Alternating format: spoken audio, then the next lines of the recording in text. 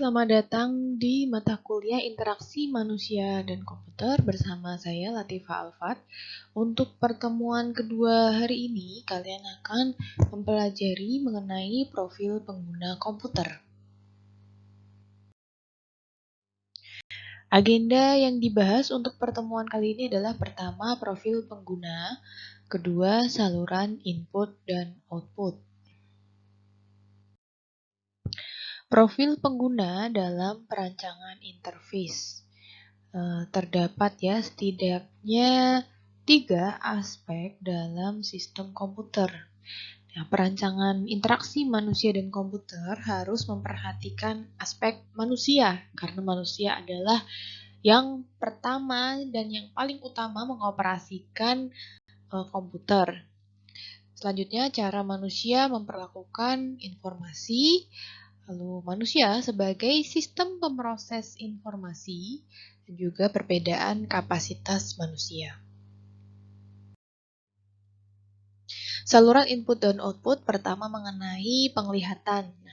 Mata menghasilkan persepsi yang terorganisir akan gerakan, ukuran, bentuk, posisi relatif, tekstur, dan warna. Mata digunakan untuk melihat semua objek dalam bentuk 3 dimensi. Nah, bagaimana hubungan antara tampilan sistem komputer dengan persepsi manusia terhadap objek yang dilihatnya? Nah, ini berkaitan dengan penglihatan. Mata menghasilkan persepsi akan tampilan objek komputer. Saluran input-output. Beberapa hal yang mempengaruhi mata dalam menangkap informasi. Yang pertama adalah luminance. Luminance sendiri adalah banyaknya cahaya yang dipantulkan oleh permukaan objek. Semakin besar luminance, itu detail objeknya semakin bertambah. Bola mata mengecil kedalaman fokus, ya. Jadi berdasarkan kedalaman fokus, semakin mengecil. Semakin besar luminance, maka sensitivitas semakin bertambah. Ini hubungannya dengan flicker.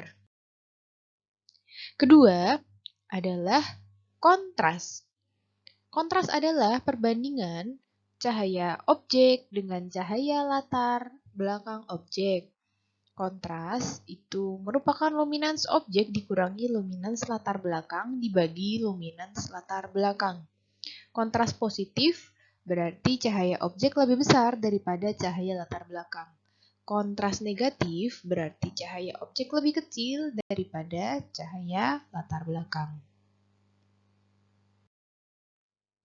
Nah, di sini ada mengenai kecerahan, ya, yaitu tanggapan subjektif terhadap cahaya. Ketika benda memiliki luminance yang tinggi, maka kecerahannya juga tinggi.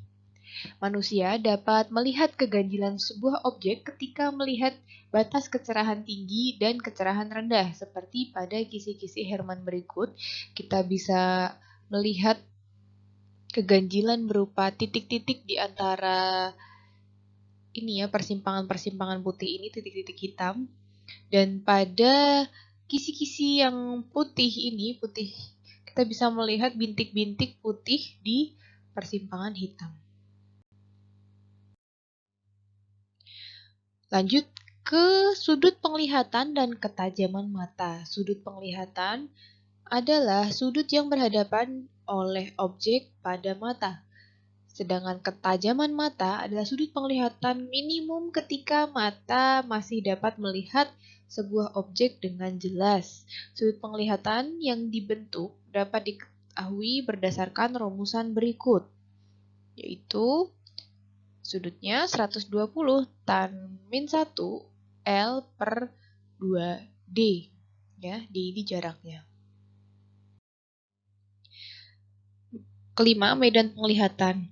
Sudut yang dibentuk ketika mata bergerak ke kiri terjauh dan ke kanan terjauh. Terdiri dari binokuler, monokuler kiri, monokuler kanan, dan juga daerah buta atau blind area atau blind spot.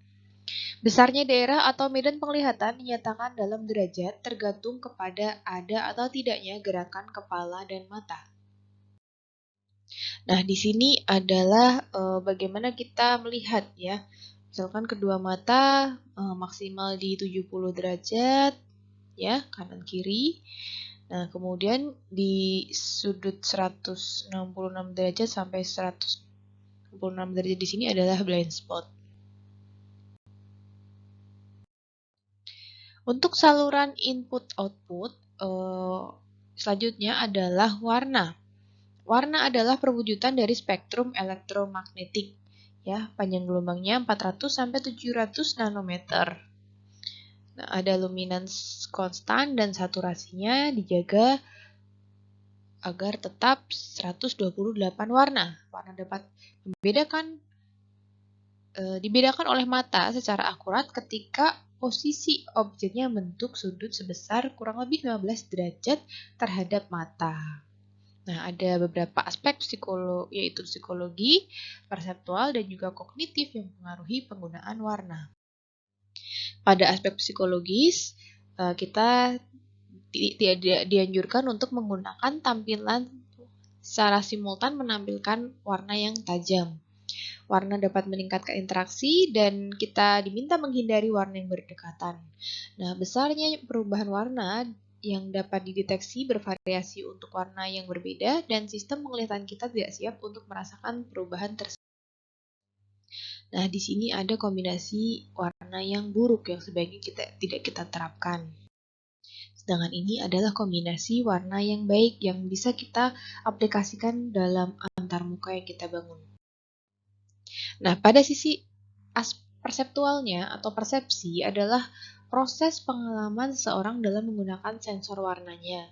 Ya, karena tidak semua warna mudah dibaca, maka secara umum latar belakang dengan warna gelap akan memberikan kenampakan yang lebih baik dibanding warna yang lebih cerah. Di sisi kognitif, kita diminta untuk tidak menggunakan warna yang berlebihan karena penggunaan warna bertujuan menarik perhatian atau pengelompokan informasi.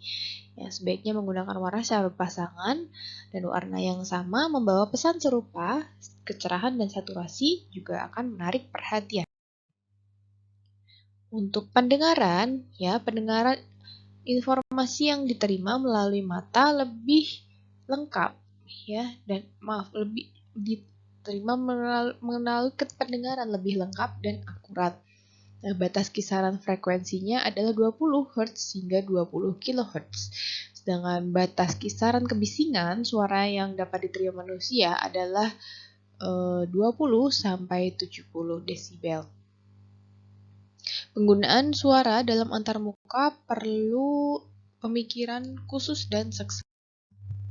Untuk sentuhan, kulit adalah indera manusia yang berfungsi untuk mengenali lingkungan dari rabaan sentuhan benda terhadap tubuh manusia. Sensitivitas sentuhan lebih dikaitkan dengan aspek ergonomis dalam sebuah sistem. Tanggapan dari sentuhan tidak dijadikan sebagai penyaji atau penerimaan informasi, tetapi lebih kepada kenyamanan penggunaan perangkat.